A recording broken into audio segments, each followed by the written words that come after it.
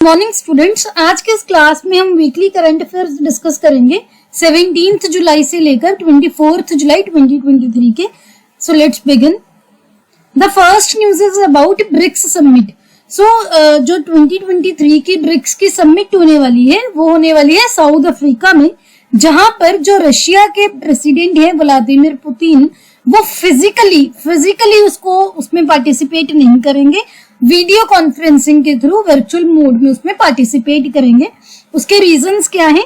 सबसे पहला रीजन तो ये है, जो इंटरनेशनल क्रिमिनल कोर्ट है उसने जो रशिया के प्रेसिडेंट हैं उनके अगेंस्ट वारंट इशू किया था due to the Russia Ukraine civil war, और जो साउथ अफ्रीका है वो इंटरनेशनल क्रिमिनल कोर्ट का मेंबर है। तो उसके वजह से जो साउथ अफ्रीका है वो एक डिफिकल्ट पोजीशन में है, क्योंकि उसकी एक ऑब्लिगेशन है एज एन आईसीसी मेंबर। तो इसकी वजह से, और साथ ही में जो साउथ अफ्रीका है वो ब्रिक्स का भी पार्ट है, तो इसी की वजह से ये इशू है। इससे पहले जो 2022 में G20 की समिट हुई थी इंडोनेशिया में, बाली में, वहां पर भी रशिया के प्रेसिडेंट ने वर्चुअली पार्टिसिपेट किया था। इस बार तो आपको पता होगा कि G20 की जो चेयरमैनशिप है इंडिया के पास है, तो सभी मीटिंग्स इंडिया में हो रही हैं। तो इसके अलावा आपको जो ब्रिक्स है उसके बारे में भी पता होना चाहिए, जो बेसिक पॉइंट्स है, स्टैटिक पॉइंट्स है। ब्रिक्स एक एक्रोनिम है जो स्टार्ट हुआ था ब्रिक्स से। जो एस जो है वो साउथ अफ्रीका के लिए है, जो बाद में 2010 में इसका मेंबर बना था। तो इनिशियली ये ब्रिक था, BRIC, जो कि ये टर्म थी किसने कॉइन की थी? जिम ओ'नील ने, जो कि एक गोल्डमैन सैश इकोनॉमिस्ट हैं। और BRIC का क्या है? B से ब्राजील, R से रशिया, I से इंडिया एंड C से चाइना। 2010 में साउथ अफ्रीका भी इसका मेंबर बन गया और इसको ब्रिक्स के नाम से जाना जाने लगा। ब्रिक्स की अगर बात करें, इसके हेडक्वार्टर्स हैं चाइना के शंघाई में, तो आपको ये ध्यान रखने हैं पॉइंट्स। अभी हम बात करते हैं ICC की। जो ICC है ये दुनिया का अकेला परमानेंट इंटरनेशनल क्रिमिनल ट्रिब्यूनल है, दुनिया का अकेला परमानेंट इंटरनेशनल क्रिमिनल ट्रिब्यूनल। एक एक कीवर्ड आपको ध्यान में रखने हैं, क्योंकि बहुत सारे स्टूडेंट्स ICC को ICJ से कंफ्यूज कर देते हैं। दोनों में डिफरेंस है। इंटरनेशनल कोर्ट ऑफ जस्टिस अलग चीज है, इंटरनेशनल क्रिमिनल ट्रिब्यूनल अलग चीज है। जो इंटरनेशनल क्रिमिनल कोर्ट है वो अलग चीज है। ICC की अगर बात करें तो ये 1998 में क्रिएट हुई थी रोम स्टैट्यूट के द्वारा, Rome statute of the International criminal Court. इसके हेडक्वार्टर्स हैं नीदरलैंड्स में, हेग में। इसका काम क्या है, क्या इसका मैंडेट है? ये इन्वेस्टिगेट करती है और अगर जरूरत पड़े तो वारंट भी इशू करती है ऐसे इंडिविजुअल्स के अगेंस्ट, अगर उनको चार्ज किया जाता है। फॉर एग्जाम्पल, इंटरनेशनल कम्युनिटी से कोई भी कंसर्न हो, कोई जीनोसाइड हो, वॉर क्राइम्स हो, क्राइम्स अगेंस्ट ह्यूमैनिटी हो, या क्राइम ऑफ अग्रेशन हो। अभी हमने जैसे रशिया के प्रेसिडेंट की बात की, तो उनके अगेंस्ट भी यूक्रेन सिविल वॉर के वजह से ये वारंट इशू हुआ है। अगर हम इसके स्टेट पार्टीज की बात करें तो 123 देश हैं जो रोम स्टैट्यूट के जो स्टेट पार्टीज हैं, और वो 123 देश ICC की अथॉरिटी को रिकॉग्नाइज करते हैं। यहाँ पर आपको क्या ध्यान रखना है, बहुत सारे जो मेन सिग्निफिकेंट देश हैं, बड़े देश हैं, वो ICC के मेंबर उनमें से जो नहीं है, कौन कौन से? USA, China, Russia and India. आपको ये नहीं कंफ्यूज होना कि रशिया इसका मेंबर नहीं है, लेकिन फिर भी रशिया के प्रेसिडेंट के अगेंस्ट ये वारंट कैसे इशू कर सकती है, ये कोई जरूरी नहीं है। तो ये आपको ध्यान रखना है। स्पेशली इंडिया का आपको ध्यान रखना है, क्योंकि ऐसी स्टेटमेंट पूछ ली जाती है कि क्या इंडिया ICC का मेंबर है या नहीं है, तो आपको ये ध्यान रखना है। नेक्स्ट हम बात करते हैं जो अगली न्यूज है इसके बारे में, जो इंडिया एंड श्रीलंका के रिलेशंस के बारे में।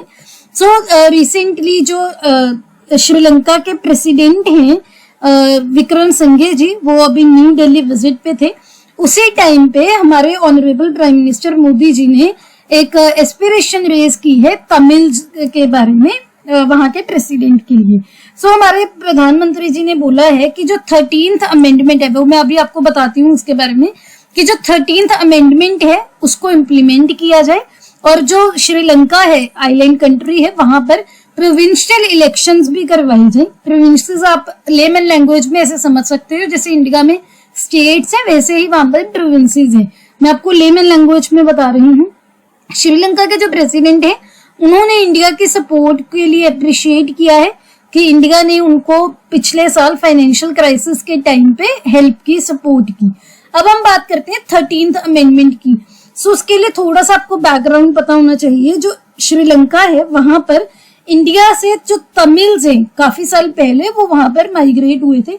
आपको अगर लोकेशन पता हो, आई एम सॉरी मैं यहाँ पर मैप लगाना भूल गई, तो इंडिया और श्रीलंका का जो डिस्टेंस है बहुत कम है। श्रीलंका हमारा नेबरिंग एक देश है, मैरीटाइम नेबरिंग देश है, कंट्री है। वहां पर जो तमिल्स है वो अगर जैसे फॉर एग्जांपल जैसे फिशिंग करने के लिए जो फिशरमैन थे वो वहां पर चले गए तो बहुत सारों को तो पकड़ लिया जाता था कि जो टेरिटरी है, ये जो पानी है वहां पर श्रीलंका के राइट्स हैं। तो 1987 में इंडोलंगा एक अकॉर्ड साइन हुआ था, इसे जो वहां उस टाइम के इंडिया के prime minister Rajiv Gandhi and Sri Lanka के प्रेसिडेंट JR जयवर्धना के बीच में हुआ था।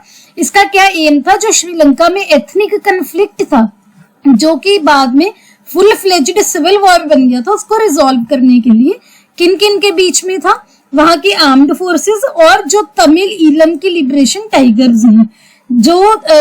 ये जो तमिल ईलम के लिबरेशन टाइगर्स हैं इन्होंने तमिल्स के सेल्फ डिटर्मिनेशन के लिए स्ट्रगल एक लीड किया था और एक सेपरेट स्टेट की डिमांड की थी। तो ये था 1987 का इंडो लंका अकॉर्ड और इसी में 13th अमेंडमेंट एक इनेक्ट की गई थी बाद में, जो कि अकेली लेजिस्लेटिव गारंटी थी पावर डेवोल्यूशन की, जो कि प्रोविंसेस को एक गारंटी दी गई थी कि आपको पावर डिवॉल्व की जाएगी, आपको पावर दी जाएगी इस अमेंडमेंट के बाद, 13th अमेंडमेंट के बाद। तो इसी के बारे में हमारे प्रधानमंत्री जी ने बोला है कि 13th अमेंडमेंट है उसकी इम्प्लीमेंटेशन की जाए, इफेक्टिवली की जाए। और आपको ये ध्यान रखना है, कई बार डायरेक्टली क्वेश्चन पूछ लिया जाता है कि 13th अमेंडमेंट किस जो है कंट्री के साथ रिलेटेड है, तो उसका आंसर है श्रीलंका। आपको ये ध्यान रखना है। आगे हम बात करते हैं, सुप्रीम कोर्ट ने रिसेंटली एक स्टेटमेंट दी है, can't ask government to recognise a language as official one. तो एक्चुअल में इसका क्या था कि एक जो बेंच था ऑनरेबल सुप्रीम कोर्ट का, headed by Chief Justice of India DY Chandrachud ji, उन्होंने बोला है कि जो पिटिशनर थे उन्होंने बोला था कि जो राजस्थानी लैंग्वेज है उसको इंडियन कॉन्स्टिट्यूशन के 8th शेड्यूल में ऐड किया जाए एज ए शेड्यूल्ड लैंग्वेज।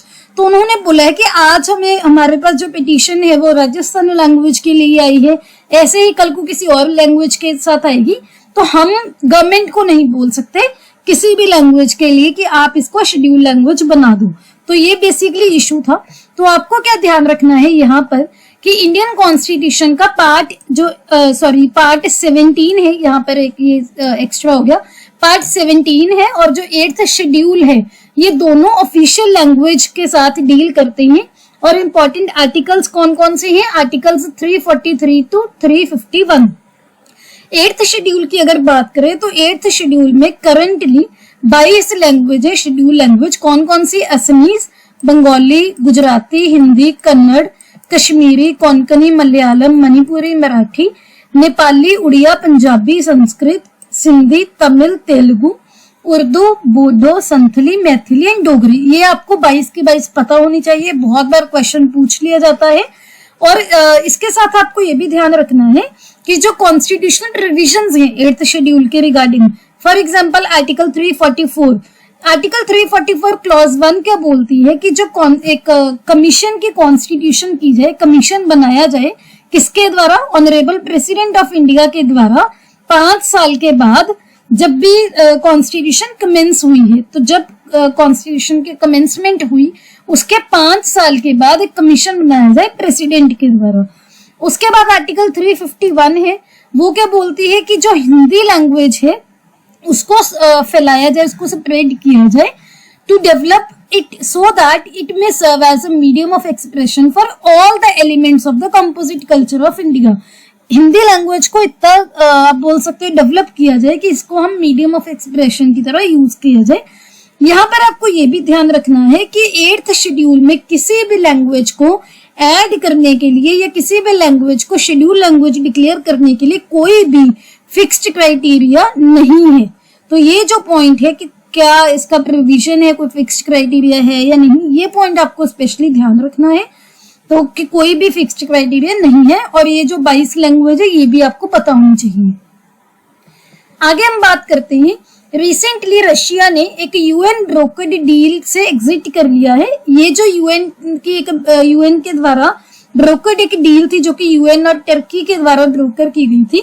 इसके अंडर क्या था कि यूक्रेन का जो ग्रेन था, यूक्रेन का प्रोड्यूस्ड जो अनाज था, उसको ब्लैक सी के थ्रू एक्सपोर्ट करने की इस प्रोविजन थी इस डील के अंडर, जो कि रिसेंटली रशिया से बाहर आ गया है। सो अगर हम बात करें, ये जो डील है ये जुलाई 2022 में साइन हुई थी रशिया और यूक्रेन के बीच में, और ब्रोकर की तरह किसने इसमें एक्ट किया था? टर्की और यूएन ने, यूनाइटेड नेशंस ने।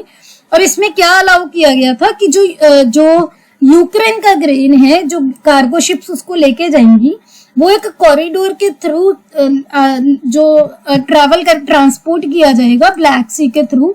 ब्लैक सी के 310 नॉटिकल माइल्स हैं उनके थ्रू। तो ये इसके बारे में जो डील थी, इंडिया ने भी रिसेंटली इसके बारे में स्टेटमेंट दी है कि हम क्या करेंगे, हम ओवरऑल ह्यूमैनिटी के वेलफेयर के लिए जो है उसकी साइड लेंगे। एक डिप्लोमेटिक स्टांस लिया है इंडिया ने भी, तो आपको ये ध्यान रखना है। आगे हम बात करते हैं, आपको पता होगा कि हमने प्रोजेक्ट चीता के अगेंस्ट नमीबिया और साउथ अफ्रीका से चीता ट्रांसलोकेट किए थे अफ्रीका से इंडिया के जो कुनो नेशनल पार्क में, जिसमें से अभी तक काफी जो चीता है वो उनकी डेथ हो चुकी है।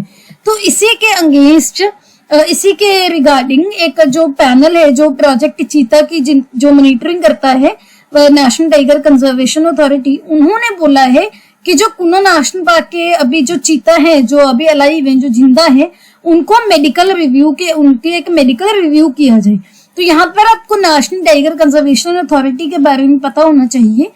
एनटीसीए एक स्टेट्यूटरी बॉडी है। स्टेट्यूटरी बॉडी होती है जो किसी एक्ट के अंडर बनाई जाती है। तो ये जो बॉडी है, ये अथॉरिटी है, ये ministry of Environment, Forest and Climate Change के अंडर काम करती है, जो कि वाइल्ड लाइफ प्रोटेक्शन एक्ट 1972 के अंडर 2006 में स्टैब्लिश की गई थी। और इसमें क्या था, जो प्रोजेक्ट टाइगर था उसको स्टेट्यूटरी अथॉरिटी दी गई थी इसके अंडर, सो दैट जो कंप्लायंस थी वो लीगल बन जाए। यही अथॉरिटी प्रोजेक्ट टाइगर के साथ साथ अब प्रोजेक्ट चीता को भी देख रही है। एनटीसीए के अगर मेंबर्स की बात करें तो इसके चेयरपर्सन है minister in charge of Ministry of Environment, Forest and Climate Change. Vice person है Minister of State in Ministry of Environment, Forest and Climate Change. और इसमें 3 एमपीज हैं। Ministry of Environment, Forest and Climate Change के secretary हैं और कुछ और members भी हैं। तो आपको ये ध्यान रखने हैं। आगे हम बात करते हैं, इसी न्यूज को कंटिन्यू करते हैं। अभी जो चीता है उनकी डेथ के बाद जो सुप्रीम कोर्ट है, उन्होंने सेंट्रल गवर्नमेंट को बोला है कि चीता को किसी और लोकेशन में ट्रांसफर किया जाए। अगर आप हमारे करंट अफेयर्स को रेगुलरली फॉलो करते हो तो आपको पता होगा कि काफी आई थिंक 2 मंथ्स अगो हमने न्यूज डिस्कस की थी कि जो राजस्थान की गवर्नमेंट थी, उन्होंने बोला था कि जब ये चीता प्रोजेक्ट चीता के बारे में बात हो रही थी तो हमने भी बोला था कि राजस्थान के टाइगर रिजर्व में इसको हम चीता रख लेंगे, हम उसको अच्छे से टेक केयर करेंगे, लेकिन गवर्नमेंट ने मना कर दिया था। तो अभी सुप्रीम कोर्ट ने बोला है यूनियन गवर्नमेंट को कि 40% चीता है उनकी डेथ हो चुकी है, तो विद इन अ ईयर। तो ये बहुत अच्छी पिक्चर तो है नहीं। तो एक बेंच था जो इसके बारे में जो ये हियरिंग कर रहे थे, जस्टिस BR गवाई जी के जो हेड कर रहे थे, उनका ये बेंच था। उन्होंने गवर्नमेंट को बोला है कि जो चीता है उनको अब और अच्छे एनवायरनमेंट में ट्रांसफर किया जाए, जहां पर भी आपको लगता है कि रिक्वायर्ड है, जहां पर कंडीशंस जो हैं अच्छी हैं। जो टोटल 20 हम चीता लेके आए थे, उसमें से 8 चीता की डेथ हो चुकी है 1 साल में ही, जो कि बहुत अच्छा नहीं है। अभी अकेले लास्ट वीक में ही 2 चीता की डेथ हो गई है। तो आपको कुछ और पॉसिबिलिटीज पर भी ध्यान देना चाहिए, जैसे कि फॉर एग्जांपल कि इनको कुनो नेशनल पार्क से कहीं और ट्रांसफर करना चाहिए, कि हम इसको इशू को पॉलिटिकल इशू ना बनाते हुए चीता की वेलबींग की तरफ ध्यान दें। तो ये बेसिकली इशू था। यहाँ पर आपको चीता के बारे में भी, क्योंकि इन्वायरमेंट का आपका इम्पोर्टेंट पार्ट है, तो आपको पता होना चाहिए जो चीता है ये बिग कैट स्पीशीज का सबसे ओल्डेस्ट स्पीशीज है, सबसे पुरानी स्पीशीज है, सबसे ज्यादा एज वाली है, जिनके एंसेस्टर्स जो पूर्वज हैं चीता के, उनको 8.5 मिलियन ईयर्स तक हम कर पाएंगे कि इतना टाइम से चीता हैं जो एग्जिस्ट कर रही हैं। अगर हम बात करें IUCN का कि इनका स्टेटस क्या है, तो IUCN के रेड लिस्ट के अकॉर्डिंग चीता को वल्नरेबल स्पीशीज में रिकॉग्नाइज किया गया है। एशियाटिक चीता और नॉर्थ वेस्ट अफ्रीकन चीता, वो दोनों क्रिटिकली एंडेंजर्ड हैं। चीता जो है उनका 90% जो ग्लोबल हैबिटेट होता है जहां पर वो रहते हैं, वो उनका खत्म हो गया है, क्योंकि आपको पता होगा डिफॉरेस्टेशन जो है एक रीजन है, अर्बनाइजेशन हो गई, डेवलपमेंट इश्यूज की वजह से जो डिफॉरेस्टेशन होती है, तो ये one of the main reason है कि उनका 90% जो ग्लोबल हैबिटेट है वो लूज कर चुके हैं। अभी उनको they now live in only 9% of its historic range. जो हिस्टोरिकली जिस जगह पर वो रहते थे उनमें से सिर्फ 9% ऐसा एरिया है जहां पर वो भी रहते हैं। तो आपको ये पॉइंट्स पता होने चाहिए।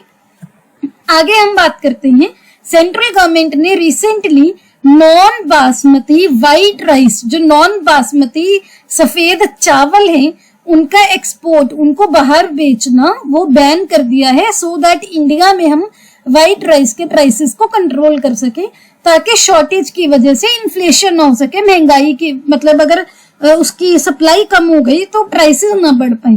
तो इसी की वजह से जो एक्सपोर्ट है वो बैन किया गया है, नॉन बासमती व्हाइट राइस। तो ये जो कीवर्ड्स आपको ध्यान रखने हैं।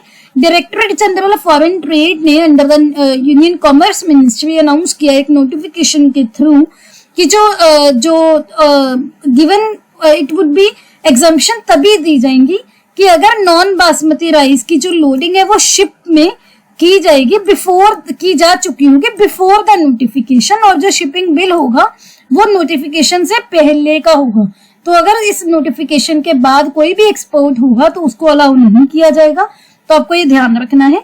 यूनियन फूड मिनिस्ट्री ने भी एक स्टेटमेंट में बोला है कि जो ये स्टेप है ये एडिक्वेट अवेलेबिलिटी के लिए, कि यहाँ पर इंडिया में चावल की शॉर्टेज ना हो, नॉन बासमती व्हाइट राइस की अवेलेबिलिटी रहे डोमेस्टिक मार्केट में, और जो प्राइसेस हैं वो ना बढ़े सप्लाई कंस्ट्रेंट की वजह से। तो आपको ये ध्यान रखना है। नॉन बासमती राइस जो है वो पहले एक्सपोर्ट किए जाते थे free with export duty of 20% की कैटेगरी में। तो आपको ये जो पॉइंट्स है ये ध्यान रखने हैं। आगे हम बात करते हैं, रिसेंटली 4 हाई कोर्ट्स में नए चीफ जस्टिसेस जो है अपॉइंट किए गए हैं। आपको पता होगा कि रिसेंटली सुप्रीम कोर्ट में 2 नए जजेस अपॉइंट किए गए थे जो कि chief Justice of high court थे। तो उनकी जगह पर जो दो चीफ जस्टिस वो और 2 और हाई कोर्ट में जो नए चीफ जस्टिस अपॉइंट किए गए हैं। तो यहाँ पर एक तो आपको क्या पता होना चाहिए कि जो हाई कोर्ट के चीफ जस्टिस हैं उनकी अपॉइंटमेंट कौन करता है। तो उनकी अपॉइंटमेंट होती है प्रेसिडेंट के द्वारा। बहुत सारे स्टूडेंट इसमें कंफ्यूज हो जाते हैं कि स्टेट की हाई कोर्ट है तो शायद गवर्नर करते हैं, लेकिन नहीं, जो अपॉइंटमेंट है वो प्रेसिडेंट करते हैं। हाँ, वो उस स्टेट के जो चीफ जस्टिस है ऑफ इंडिया, उस स्टेट के जो गवर्नर है और जो चीफ जस्टिस ऑफ इंडिया है उनको कंसल्ट करते हैं। तो ये पॉइंट आपको ध्यान रखना है। जो हाई कोर्ट के बाकी जजेस हैं चीफ जस्टिस के बिना, उनके अपॉइंटमेंट के टाइम हाई कोर्ट के चीफ जस्टिस को भी एडिशनली कंसल्ट किया जाता है। तो अगर आप कंफ्यूजन ना हो तो मैं आप ये चीजें रिपीट कर रही हूँ। जब तो हाई कोर्ट के चीफ जस्टिस की अपॉइंटमेंट होगी उस टाइम तो president chief Justice of India और उस स्टेट के गवर्नर को कंसल्ट करेंगे। लेकिन जब चीफ जस्टिस के अलावा जो हाई कोर्ट के और जजेस होते हैं उनको अपॉइंट करना होगा तो chief Justice of India, state के गवर्नर और उस हाई कोर्ट के चीफ जस्टिस, इन तीनों को कंसल्ट किया जाता है। हाई कोर्ट के जजेस होते हैं उनकी रिकमेंडेशन भी एक कोलेजियम के द्वारा की जाती है। कोलेजियम में कौन कौन होता है? चीफ जस्टिस ऑफ इंडिया और 2 सीनियर मोस्ट जजेस। ये जो रिकमेंडेशन है उस स्टेट के चीफ मिनिस्टर के पास भेजी जाती है जो गवर्नर को एडवाइस करते हैं इस प्रपोजल को यूनियन लॉ मिनिस्टर के पास भेजने के लिए। कोलेजियम सिस्टम की अगर बात करें तो ये एक जजेस के अपॉइंटमेंट और ट्रांसफर का सिस्टम है जो कि सुप्रीम कोर्ट की जजमेंट्स के थ्रू इवॉल्व भी हुआ है। अगर आपने पॉलिटी में फर्स्ट जज केस, सेकंड जज केस, थर्ड जज केस पढ़ा होगा तो आपको पता होगा कि टाइम टू टाइम इसमें एवोल्यूशन की गई है। तो ये जो कॉलेजियम सिस्टम है, इसके बारे में आपको ये ध्यान रखना है कि इसके एवोल्यूशन, इसमें जो चेंजेस हैं वो पार्लियामेंट के एक्ट के थ्रू नहीं किए गए, ना ही किसी कॉन्स्टिट्यूशन की प्रोविजन के थ्रू किए गए हैं, ये सुप्रीम कोर्ट के जजमेंट्स के थ्रू ही किए गए हैं। तो कौन कौन से 4 नए चीफ जस्टिस हाई कोर्ट के बने हैं? एक तो है जस्टिस सुनीता अग्रवाल, जो कि chief Justice of Gujarat high court वो बनी है, वो अकेली वुमेन चीफ जस्टिस हैं हाई कोर्ट की, ये पॉइंट भी आपको ध्यान रखना है। सेकंड है chief Justice of Telangana high court, कौन बने हैं? जस्टिस आलोक आराध्य जी। इसके बाद जो है chief Justice of Orissa high court बने हैं, कौन? जस्टिस सुभाषिष तलपत्रा जी। इसके बाद जस्टिस आशीष जितेंद्र देसाई बने हैं, जो कि केरला हाई कोर्ट के नए चीफ जस्टिस बने हैं। तो आपको ये सभी ध्यान में रखने हैं। आगे हम बात करते हैं जो मल्टी डायमेंशनल पॉवर्टी इंडेक्स, जो मल्टी डायमेंशनल पॉवर्टी इंडेक्स है, national multi dimensional poverty index progress review 2023, जो कि रिसेंटली नीति आयोग ने जो है रिलीज की है। और इसके रिपोर्ट के अकॉर्डिंग, नीति आयोग की इस रिपोर्ट के अकॉर्डिंग 13.5 करोड़ लोग हैं जो कि मल्टी डायमेंशनल पॉवर्टी से बाहर आ गई हैं, यानी कि उनकी जो कंडीशन है इम्प्रूव हुई है। तो यहाँ पर आप इस ग्राफ में देख भी सकते हो, ये जो डार्क ब्लू ये वाला जो कलर है, ये नेशनल फैमिली हेल्थ सर्वे 5 का 2019 से 21 का है, और जो लाइट ब्लू वाला है ये 2015-16 के नेशनल फैमिली हेल्थ सर्वे के फोर्थ का टाइम का है। तो यहाँ पर आप जो जिन स्टेट्स में गरीबी ज्यादा है उनकी इम्प्रूवमेंट भी देख सकते हो। बिहार में पहले 51.8% लोग थे मल्टी डायमेंशनल पॉवर्टी में, अभी वो 33.7 रह गए हैं। झारखंड में पहले 42.1 थे, अभी वो 28.8 रह गए हैं। सिमिलरली मेघालय में 32.5 थे, जो कि 27.7 रह गए हैं। यूपी में पहले 37.6 थे, जो कि 22.9% रह गए हैं। मध्य प्रदेश में 36.5 थे, जो कि 20.6% रह गए हैं। इसके अलावा आपको ये भी ध्यान रखना है कि इंडिया में टोटल 9.89% पॉइंट है जो डिक्लाइन हुआ है in the number of multi dimensionally poor, यानी कि गरीब लोग का, जो गरीब लोग हैं वो कम हुए हैं। तो ये एक इम्प्रूवमेंट है। 2015-16 में इंडिया में 24.85% मल्टी डायमेंशनल लोग थे, पुअर थे, अभी वो 14.96% हो गए हैं 2019 से 21 के टाइम में। तो आपको ये ध्यान रखना है। आपको पता होगा कि हमने अभी लास्ट टाइम डिस्कस किया था कि यूनाइटेड नेशंस के द्वारा भी, जो यूएनडीपी है, यूएनडीपी के द्वारा भी पूरे ग्लोबल लेवल पे एक multi dimensional poverty index release किया जाता है। तो अगर क्वेश्चन आता है मल्टी डायमेंशनल पॉवर्टी इंडेक्स का, तो वो यूएनडीपी ने रिलीज किया। अगर national multi dimensional poverty index की बात होती है तो वो नीति आयोग की बात होगी। तो दोनों का आपको ध्यान रखना है, दोनों में क्या डिफरेंस है वो भी आपको ध्यान रखना है। आगे बात करते हैं एक्सपोर्ट प्रिपेयर्डनेस इंडेक्स की, जो कि नीति आयोग ही रिलीज करती है, और नीति आयोग ने रिसेंटली उसका 3rd एडिशन रिलीज किया 2022 के लिए, जिसमें वो भारत के राज्य और केंद्र शासित प्रदेशों को जो इनका एक्सपोर्ट प्रिपेयर्डनेस इंडेक्स रिलीज करता है, जो उनको एक्सपोर्ट प्रिपेयर्डनेस इंडेक्स उनका रिलीज करते हैं। इस रिपोर्ट के अकॉर्डिंग इंडिया का जो एक्सपोर्ट परफॉर्मेंस है फाइनेंशियल ईयर 2022 में ग्लोबल ट्रेड सिनेरियो के कंटेक्स्ट में, और जो अलग अलग सेक्टर्स है एक्सपोर्ट, उनका भी, उनकी परफॉर्मेंस भी देखी जाती है। ईपीआई है वो स्टेट्स और यूटीज का परफॉर्मेंस देखता है 4 पिलर्स में। कौन कौन से? Policy, business ecosystem, export ecosystem and export performance. ये इसका सोर्स दिया गया है, ये पीआईबी से जो है न्यूज ली गई है। आप यहाँ पर इसको अगर डिटेल और देखना चाहो तो ये जो लिंक है आप कॉपी पेस्ट करके वहां पर देख सकते हो। आगे हम बात करते हैं, गुजरात ने अभी अनाउंस किया है कि वहां पर देश का पहला सैटेलाइट नेटवर्क पोर्टल साइट बनेगा। तो गुजरात ने एक एमओयू साइन किया है, लंदन बेस्ड एक कंपनी है वन वेब कंपनी और department of science and technology के साथ एक satellite network portal site setup करने के लिए। वन वेब कंपनी क्या करेगी? 2 satellite network portal site setup करेगी, जिनमें से एक गुजरात के मेहसाना डिस्ट्रिक्ट में होगा। तो आपको ये ध्यान रखना है। आगे हम बात करते हैं, हमने लास्ट टाइम चंद्रयान को बहुत डिटेल में देखा था। इसका एक और जो एडिशनल पॉइंट है आपको ध्यान रखना है कि जो चंद्रयान 3 का जो रोवर है जिसका नाम है प्रज्ञान, उसके जो रेयर व्हील्स हैं, जब वो चंद्रमा के सरफेस पर चलेंगे वहां पर चलते टाइम इम्प्रिंट्स छोड़ेगा किसके, इसरो के और नेशनल एम्बलम के। यहाँ पर आप देख सकते हो हमारा नेशनल एम्बलम है और इसरो का, ये जो ऐसे ऐसे ये छाप छोड़ता जाएगा। ये जो नेशनल एम्बलम है यहाँ पे, इसमें जो सारनाथ में अशोक की लाइन कैपिटल है वो डिपिक्ट हो रही है, वो लूनर सरफेस है, मून का सरफेस है, वहां पर ये डिपिक्ट करेगा, जिससे क्या होगा, इंडिया की जो प्रेजेंस है वो सिंबलाइज करेगा कि इंडिया यहाँ पर प्रेजेंट था। तो आपको ये ध्यान रखना है। वैसे भी ऐसे एग्जांपल्स अगर आप कोट करते हो तो आपको एक्स्ट्रा मार्क्स मिलते हैं कि आपको जो है डेप्थ में भी चीजें पता है और आप अपने सराउंडिंग से अवेयर हो। आगे बात करते हैं, रिसेंटली चाइना में एक इवेंट हुआ था जहां पर इंडिया का में जो अकेला एप पाया जाता है हुलॉक गिबन, उसके बारे में बात की गई कि इसको खतरा है। जो हुलॉक गिबन है, जिसकी आप यहाँ पर पिक्चर देख सकते हो, ये अकेला एप है। जो एप्स की टोटल जैसे 20 स्पीशीज है, उसमें से अकेली एक स्पीशीज है जो इंडिया में पाई जाती है, और इंडिया में भी नॉर्थ ईस्टर्न रीजन में, ये जो असम, सिक्किम, अरुणाचल प्रदेश, मेघालय, मणिपुर, ये वाला रीजन है, यहाँ पर पाई जाती है। तो इसका जो कंजर्वेशन स्टेटस है, ये एक कंसर्न का कॉज है कि काफी चिंता का विषय है। गिबन्स की अगर बात करें तो ये सभी एप्स में से सबसे छोटे हैं और सबसे फास्ट हैं।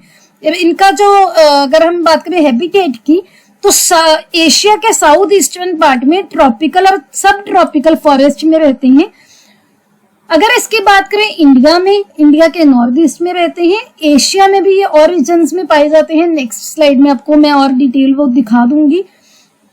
जो टेललेस हुलॉक गिबन्स हैं, अकेले इंडिया में पाए जाने वाले जो एप्स हैं, ये ईस्टर्न बांग्लादेश में भी मिलते हैं और साउथ वेस्ट चाइना में भी मिलते हैं, लेकिन इंडिया में नॉर्थ ईस्ट में यूनिक ही पाए जाते हैं। हुलॉक गिबन्स जो है, इनको किस चीज से खतरा है? एक तो ये कि जो पेड़ काटे जा रहे हैं, जो अभी अर्बनाइजेशन की वजह से, डेवलपमेंट की वजह से लगातार पेड़ काटे जा रहे हैं, पॉपुलेशन बढ़ रही है, तो इंफ्रास्ट्रक्चर प्रोजेक्ट्स के लिए पेड़ काटे जा रहे हैं, तो उसी वजह से इनको मेन खतरा है, क्योंकि ये पेड़ पर ही रहते हैं। हुलॉक गिबन बेसिकली दो टाइप में कैटेगराइज किया जाता है, एक वेस्टर्न हुलॉक गिबन, एक ईस्टर्न, लेकिन इंडिया में दोनों ही स्पीशीज पाई जाती हैं। और अगर स्टेटस की बात करें तो Indian wild life protection act 1972 के शेड्यूल 1 में इनको लिस्ट किया गया है, तो आपको ये ध्यान रखना है। आगे हम बात करते हैं भारत दाल की। रिसेंटली हमारे consumer affair minister Piyush Goyal ji ने सब्सिडाइज्ड चना दाल की सेल एक लॉन्च की थी भारत दाल के अंडर। इसका एम क्या है कि जो कंज्यूमर्स हैं उनको दालें अफोर्डेबल प्राइसेस में दी जाएं। तो यहाँ पर आप देख भी सकते हो लॉन्च ऑफ भारत दाल, तो ये पिक्चर है। आगे बात करते हैं हेनले पासपोर्ट इंडेक्स की। रिसेंटली जो हेनलेस पासपोर्ट इंडेक्स रिलीज किया गया है, उसके अकॉर्डिंग वर्ल्ड का मोस्ट पावरफुल पासपोर्ट कौन सा बन गया है? अब सिंगापुर का। अर्लियर ये था जापान का, अब सिंगापुर को जो फर्स्ट रैंक पर आ गया है। इंडिया की अगर बात करें, इंडिया पहले प्रीवियसली 85th पोजीशन पर था, लेकिन अभी जो है इंडिया 80th पोजीशन पर आ गया है। और इंडिया के पास, जो लोगों के पास इंडिया का पासपोर्ट है, उनको 57 कंट्रीज में वीजा फ्री एक्सेस मिलता है। हेनलेस एंड पार्टनर्स की अगर बात करें तो ये इन्वेस्टमेंट माइग्रेशन कंसल्टेंसी है जो कि लंदन में बेस्ड है, तो आपको ये पॉइंट्स ध्यान रखने हैं। आगे हम बात करते हैं ग्लोबल फूड रेगुलेटर समिट 2023 की, जो कि पहली बार इटली से बाहर हुई है। ये काफी सालों से इटली के रोम में ही होती है, लेकिन पहली बार ये दिल्ली में हुई है एज ए G20 इवेंट। क्योंकि ये इंडिया में हुई है और पहली बार इसका कुछ अलग हुआ है, तो दोनों ही वजह है आपके एग्जाम्स के लिए इम्पोर्टेंट है। ये जो कॉन्फ्रेंस है FSSAI ने ऑर्गेनाइज की, जिसकी फुल फॉर्म क्या है? Food safety and standards authority of India, ministry of health and family welfare के अंडर ये काम करती है। यहाँ पर आप इसका लोगो भी देख सकते हो, ग्लोबल फूड रेगुलेटर समिट 2023। आगे हम बात करते हैं, रिसेंटली यूपी के चीफ मिनिस्टर जी ने अनाउंस किया है कि यूपी की गवर्नमेंट वहां के जो मॉल्स हैं, जो गवर्नमेंट बिल्डिंग्स है, वहां पर ऑटोमेटेड एक्सटर्नल डिफाइब्रिलेटर्स इंस्टॉल करेगी, या फिर जिनको शॉक मशीन्स भी बोला जाता है। यहाँ पर आप पिक्चर भी देख सकते हो। ये किस लिए होती है? फॉर एग्जाम्पल, अगर किसी इंसान को हार्ट अटैक आ जाए तो उसको फर्स्ट एड देने के लिए ये काम की जो ये यूज की जाती है। ऑटोमेटेड एक्सटर्नल डिफाइब्रिलेटर या शॉक मशीन पेशेंट के हार्ट के पास प्लेस किया जाता है उसको इमीडिएट शॉक देने के लिए, सो दैट उसको फर्स्ट एड मिल जाए। और एक टाइम मिल जाए कि उस टाइम पे उनको हॉस्पिटल में पहुंचाया जा सके। आगे हम बात करते हैं, यूके ने formally trans Pacific trading bloc में साइन अप किया है, जिसका कौन सा है ये ट्रेडिंग ब्लॉक, CPTPP, जिसके फुल फॉर्म क्या है, comprehensive and progressive agreement for trans Pacific partnership, जो कि फ्री ट्रेड एग्रीमेंट है किन किन के बीच में, Australia, Brunei, Canada, Chile, Japan, Malaysia, Mexico, Peru, New Zealand, Singapore and Vietnam के बीच में। और यहाँ पर आपको ये भी ध्यान रखना है कि इंडिया अभी फिलहाल इसका पार्ट नहीं है और यूके अकेला यूरोपियन नेशन बना है जिसने ये ब्लॉक को ज्वाइन किया है। और ये जो ब्लॉक है ये 2018 में बना था। यहाँ पर आप इसके मेंबर्स देख सकते हो, यहाँ पर भी मेंशन है, वैसे यहाँ पर भी मैंने टाइप कर दिए हैं, तो आपको ये पॉइंट्स ध्यान रखने हैं। आगे हम बात करते हैं, रिसेंटली दिल्ली में एक डिस्प्यूट था, सो सुप्रीम कोर्ट का शायद उस डिस्प्यूट को कॉन्स्टिट्यूशनल बेंच को रेफर कर सकती है।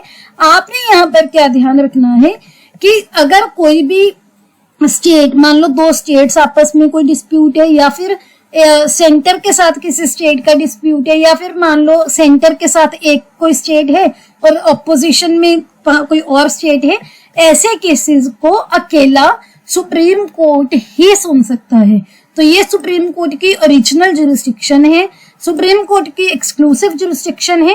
दैट मीन्स जो भी ऐसे केसेस होंगे वो स्टार्ट भी सुप्रीम कोर्ट में ही होंगे, अकेले और अकेली सुप्रीम कोर्ट में ही होंगे। तो आपको ये ध्यान रखना है। नेक्स्ट हम बात करते हैं शेयर रेंटिंग। तो शेयर रेंटिंग क्या है? रिसेंटली असम की पुलिस ने ट्वीट करके एक वार्निंग रिलीज की थी कि जो शेयर रेंटिंग है उससे पेरेंट्स को जो है अवॉइड करना चाहिए। तो बेसिकली शेयरिंग क्या है?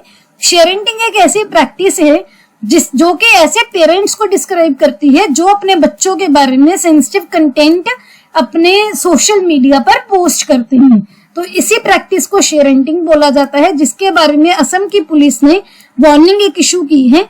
Likes fade but the digital scars remain, shield your child from the perils of sharing.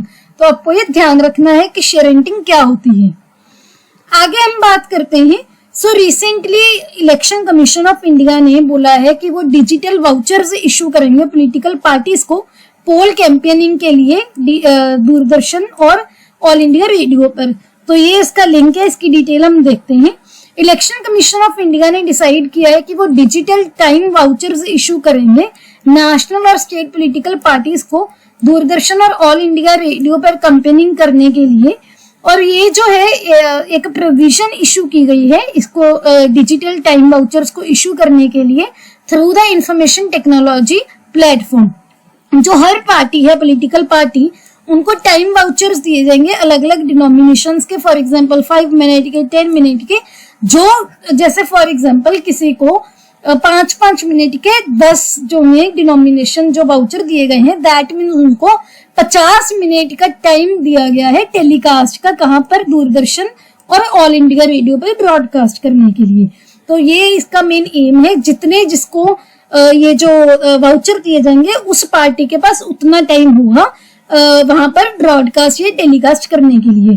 That party shall have the discretion, उस पार्टी के पास एक डिस्क्रिशन होगी कि वो कोई भी रिप्रेजेंटेटिव चुने और अलाउ करें कि वो टाइम वाउचर यूज करके वो टेलीकास्ट कर सकते हैं।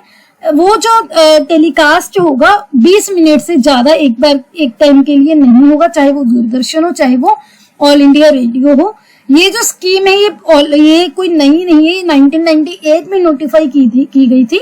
एक स्टेट्यूटरी बेसिस है एक इसका, यानी कि एक एक्ट के अंडर ये इशू की गई थी, रिप्रेजेंटेशन ऑफ पीपल्स एक्ट 1951 के सेक्शन 39 के अंडर। और इसका एम क्या है? गवर्नमेंट ओन्ड इलेक्ट्रॉनिक मीडिया पर इक्विटेबल एक्सेस देने का इलेक्शंस के टाइम कैंपेनिंग के लिए। तो आई होप आपको ये क्लियर होगा। स्टिल आपको कोई भी डाउट आप कभी भी कमेंट सेक्शन में पूछ ले सकते हैं, आपको रिप्लाई किया जाएगा। आगे हम बात करते हैं, रिसेंटली एक अग्रीमेंट के एज अ रिजल्ट ऑफ एक एग्रीमेंट यूएसए ने 105 एंटिक्विटीज इंडिया को वापस की हैं, जो कि एंशिएंट टाइम में वहां पर किसी भी मीन्स के थ्रू वहां पर गई थी, चाहे वो इलीगल ट्रैफिकिंग हो गई, चाहे वो कैसे भी हो गई। तो यहाँ पर कुछ पिक्चर्स भी आप देख सकते हो, ये जो एंटिक्विटीज हैं ये इंडिया को जो वापस किए गए हैं। यहाँ पर आपको बेसिकली ये ध्यान रखना है कि कौन से देश ने एंटिक्विटीज वापस किए हैं। कई बार स्टेट एग्जाम्स में ऐसी चीजें फैक्चुअल चीजें हैं पूछ ली जाती हैं। आगे बात करते हैं, रिसेंटली यूरोपियन यूनियन ने प्लान किया है कि वो यूक्रेन के एड के लिए एक डिफेंस फंड सेटअप करेंगे। ये जो फंड होगा ये 4 सालों के लिए जो है सेटअप, 4 सालों में टोटल स्पेंड किया जाएगा। यूक्रेन को फाइनेंशियली असिस्ट किया जाएगा रशिया की इन्वेजन को डिफीट करने के लिए। 5 बिलियन यूरोस जो हैं वो दिए जाएंगे हर साल ये 4 सालों के टाइम पे, यानी कि टोटल 5-5 करके 20 बिलियन यूरोस है जो यूक्रेन को दिए जाएंगे। तो आपको ये ध्यान रखना है कि कौन सी नेशन ने या कौन सी ऑर्गेनाइजेशन ने यूक्रेन की हेल्प करने के लिए ऐसा कोई डिफेंस फंड सेटअप करने का डिसीजन लिया है।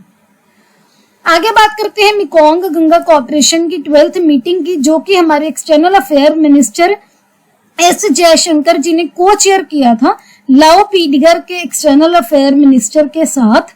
तो मेकोंग गंगा कोऑपरेशन एक इनिशिएटिव है, 6 कंट्रीज ने स्टार्ट किया था जिसमें इंडिया भी शामिल है और 5 आसियान के देश हैं। कौन कौन से? कंबोडिया, लाओ पीडिगर, म्यांमार, थाईलैंड, वियतनाम।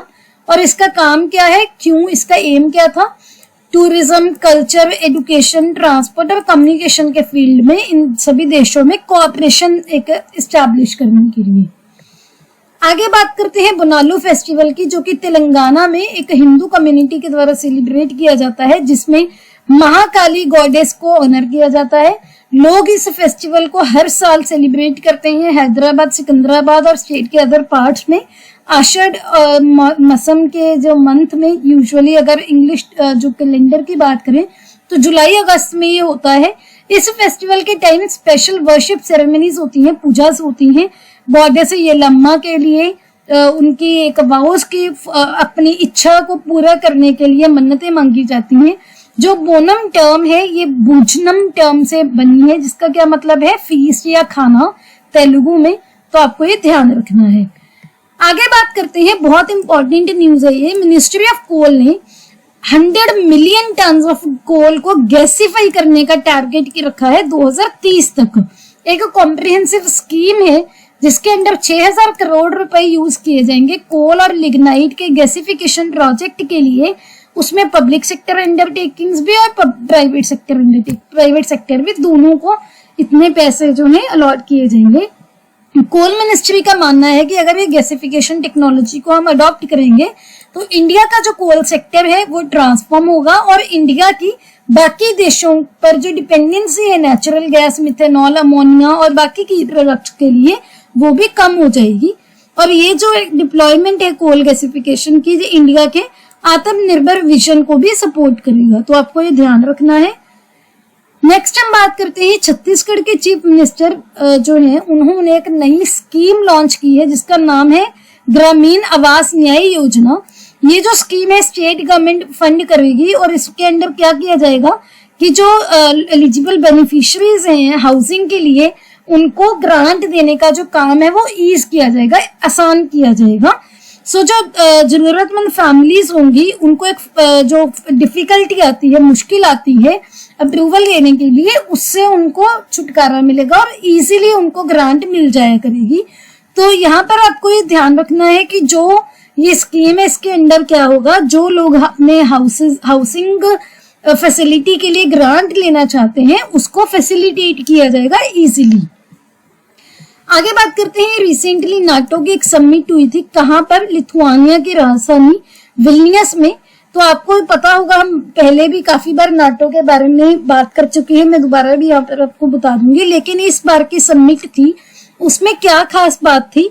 एक तो ये कि इस बार के समिट में यूक्रेन ने भी पार्टिसिपेट किया था। आपको पता होगा कि कुछ टाइम पहले यूक्रेन को नाटो में जो है इंक्लूड किया गया था। क्यों? क्योंकि जो रशिया और यूक्रेन की सिविल वॉर की वजह से जो नाटो है वो यूक्रेन को सपोर्ट करता है। तो यहाँ पर एक चीज खास थी, नाटो यूक्रेन काउंसिल एक लॉन्च की गई, एक फॉरेन की तरह क्राइसिस कंसल्टेशन और डिसीजन मेकिंग के लिए। और इससे क्या इंडिकेशन दी गई कि नाटो जो है यूक्रेन के फीलिंग्स को समझता है और यूक्रेन इस अलायंस में उसको इंक्लूड करने के लिए हम सपोर्ट करते हैं फ्यूचर इंक्लूजन की तरह एज अ फुल मेंबर। यहाँ पर आप देख सकते हैं लिथुआनिया है, ये उसकी राजधानी है जहाँ पर नाटो की अभी समिट हुई थी।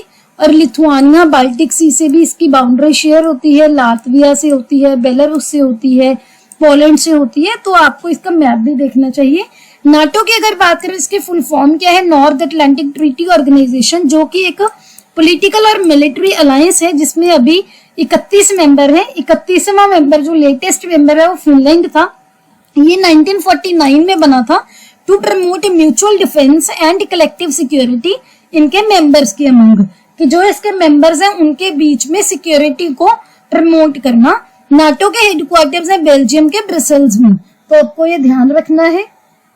आगे हम बात करते हैं, रिसेंटली नदरन और इंटरेक्शन 2023 मिलिट्री ड्रिल्स हुई थी चाइना और रशिया के बीच में। कहां पर? ईस्ट सी में। ईस्ट सी किसको बोला जाता है? सी ऑफ जापान को। तो ये क्यों इंपॉर्टेंट है? एक तो ये कि पहली बार जो है रशिया ने अपनी नेवी और एयरफोर्स दोनों को भेजा है सिमिलर इवेंट में पार्टिसिपेट करने के लिए। ये जो है चाइना की जो पीपल लिबरेशन आर्मी है उन्होंने ऑर्गेनाइज किया था सेंट्रल सी ऑफ जापान में, और इसका थीम क्या था? Safeguarding the safety of strategic maritime routes. यहाँ पर आप देख सकते हैं ये सी ऑफ जापान है, यहाँ पर जापान है, ये जापान की जो राजधानी है टोक्यो, यहाँ पर नॉर्थ कोरिया है, यहाँ पर साउथ कोरिया है, यहाँ पर रशिया है, यहाँ पर चाइना है। तो इसकी आप लोकेशन आप देख सकते हो। यहाँ पर कोरियन स्ट्रेट है, पैसिफिक ओशियन में है, यहाँ पर कुरील आइलैंड्स हैं। तो आपको ये सारी लोकेशंस पता होनी चाहिए। आगे हम बात करते हैं, रिसेंटली इंडिया की एक बिल्डिंग ने पेंटागन को भी सरपास कर दिया है और दुनिया की सबसे बड़ा ऑफिस बन गया है। कहाँ पर है ये? सूरत में एक डायमंड बर्ज है जो कि सूरत में बिल्डिंग है जिसने पेंटागन को, यूएस की जो आर्मी के हेडक्वार्टर्स हैं, उसको भी सरपास कर दिया और दुनिया का सबसे बड़ा ऑफिस बन गया। सूरत को वर्ल्ड की डायमंड कैपिटल की तरह जाना जाता है, जहां पर 90% जो डायमंड्स उनकी कटिंग होती है। सूरत डायमंड बर्ज की फुल फंक्शनिंग है जो वो जो डायमंड इंडस्ट्री को ग्रोथ देगी, एक डायनामिज्म देगी, बूस्ट करेगी। यहाँ पर आप देख सकते हो ये पेंटागन है यूएस का, और ये सूरत की डायमंड बर्ज है जो इससे भी हाइट में बड़ी हो गई है। आगे बात करते हैं, यहाँ पर एस्पिरेशनल डिस्ट्रिक्ट्स मेंशन था, तो एस्पिरेशनल डिस्ट्रिक्ट्स की बात करते हैं। एस्पिरेशनल डिस्ट्रिक्ट वो जिले हैं भारत में जो कि पुअर सोशियो इकोनॉमिक इंडिकेटर्स से अफेक्टेड हैं। ये 2018 में लॉन्च हुए थे, जिसका एम क्या था? उन जो जिले हैं, डिस्ट्रिक्ट्स को ट्रांसफॉर्म करना जहां पर की सोशल एरियाज में थोड़ी सी कम प्रोग्रेस देखी गई है। ये जो एस्पिरेशनल डिस्ट्रिक्ट है वहां यहाँ पर ऐसे फैक्टर्स पर ध्यान दिया जाता है जहां पर हम काम करके जल्दी इम्प्रूवमेंट हासिल कर सकते हैं, और इन डिस्ट्रिक्ट्स की जो प्रोग्रेस है उनको मंथली बेसिस पर जो है मेजर भी किया जाता है। आगे बात करते हैं, रिसेंटली आयरलैंड ने अनाउंस किया है कि वहां पर स्कूल्स में रिलेशनशिप एंड सेक्स एजुकेशन को कंपलसरी किया जाएगा। इसमें LGBTQ प्लस कम्युनिटी की जो आइडेंटिटीज हैं और टीचिंग्स हैं उनके कंसेंट और हेल्दी रिलेशनशिप्स के बारे में उनको इंटीग्रेट किया जाएगा। इसका एम क्या है? सोशल पर्सनल हेल्थ एजुकेशन के बारे में चेंजेस लेके आना। जो सीनियर पीपल्स हैं, रिलेशनशिप्स एंड सेक्स एजुकेशन है, ये आयरिश स्कूल्स में कंपलसरी की गई है, तो आपको ये ध्यान रखना है। आगे बात करते हैं, हमारे प्रधानमंत्री जी ने रिसेंटली वर्चुअली एक नई इंटीग्रेटेड टर्मिनल बिल्डिंग को इनॉग्रेट किया है वीर सावरकर इंटरनेशनल एयरपोर्ट की। कहां पर? अंडमान निकोबार आइलैंड्स के पोर्ट ब्लेयर में। यहाँ पर आप उसकी पिक्चर देख सकते हो।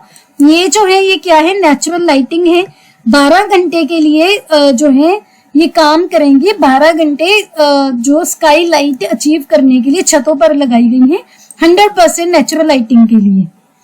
नेक्स्ट हम बात करते हैं इंडिया के पहले regional artificial intelligence news anchor की, जिसका नाम है लीजा, और जो कि एक उड़िया बेस्ड न्यूज स्टेशन पर अनवील की गई है।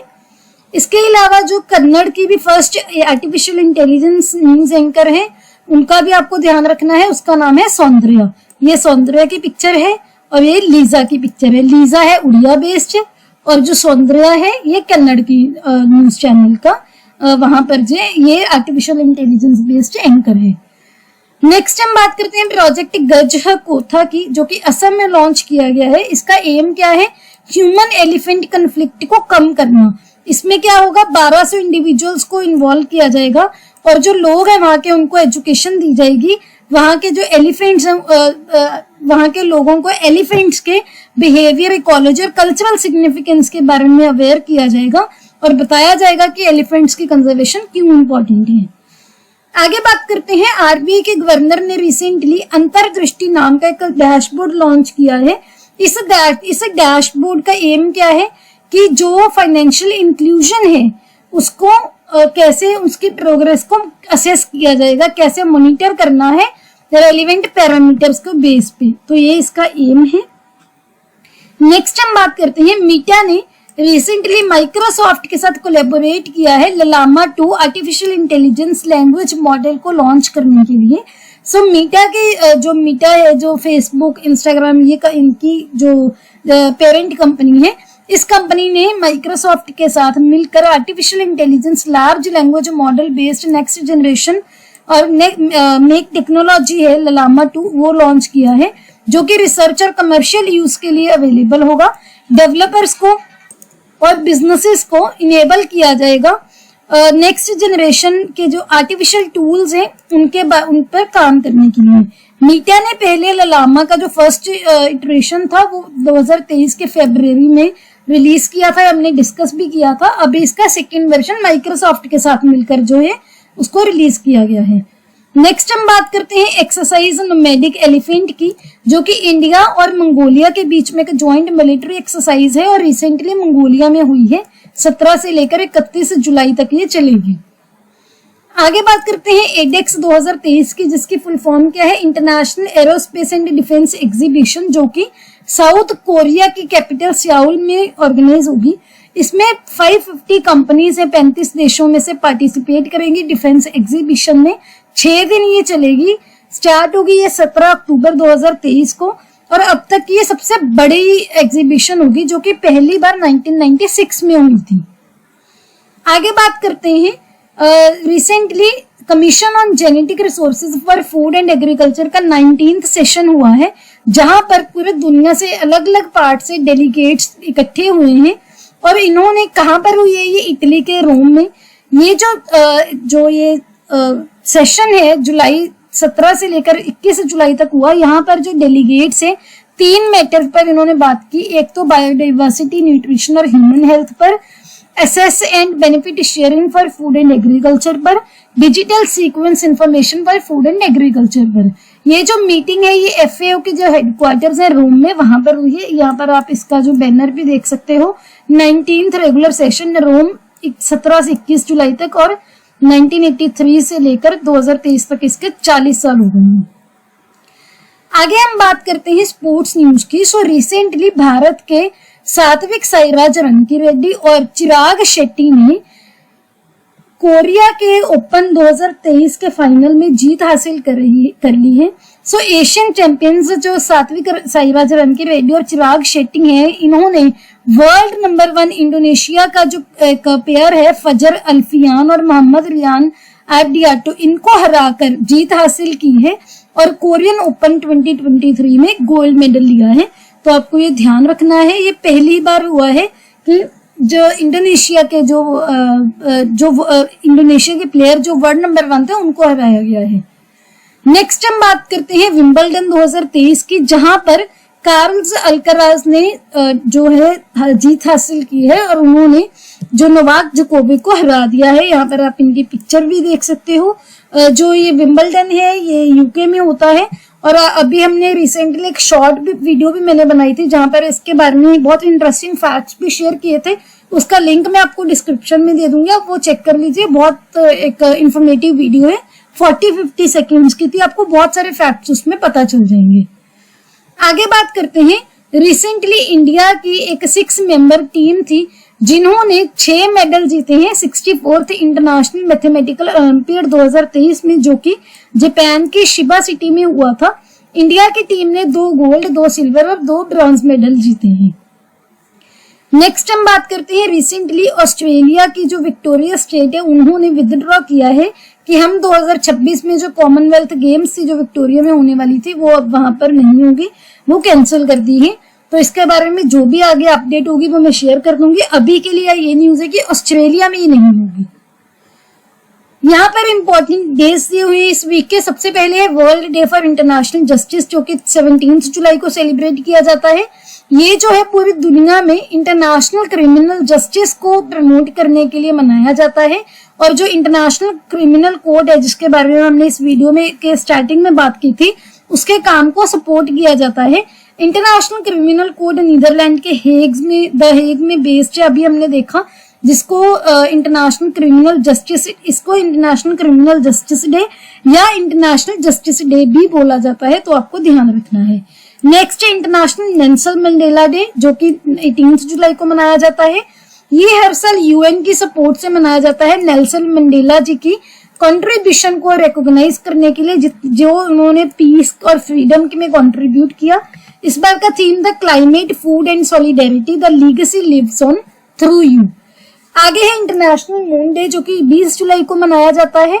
यूएन की जनरल असेंबली ने 20 जुलाई को इंटरनेशनल मून डे डिक्लेयर किया था। क्यों? एक तो अपोलो 11 की एनिवर्सरी को ऑनर करने के लिए, अपोलो 11 ने इस दिन लैंड किया था। दूसरा, पब्लिक अवेयरनेस को रेज करने के लिए regarding the commitment to sustainable lunar exploration. और इस बार का इसका थीम क्या था? Lunar exploration, coordination and sustainability.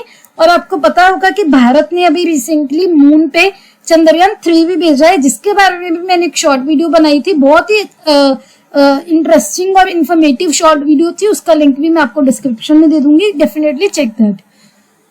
ये हमारे सोशल मीडिया के हैंडल्स हैं, इनके लिंक आपको डिस्क्रिप्शन में मिल जाएंगे। ये टेलीग्राम का लिंक है जहां पर आपको पीडीएफ मिल जाएगी, बिल्कुल फ्री ऑफ कॉस्ट में क्विज भी पोस्ट करती हूँ, वहां पर आप ज्वाइन कर सकते हैं। अगर आपको ये वीडियो अच्छी लगी please hit the like button, अपने दोस्तों के साथ शेयर कीजिए। Don't forget to subscribe to my channel. See you tomorrow at 8 o'clock। Have a nice day.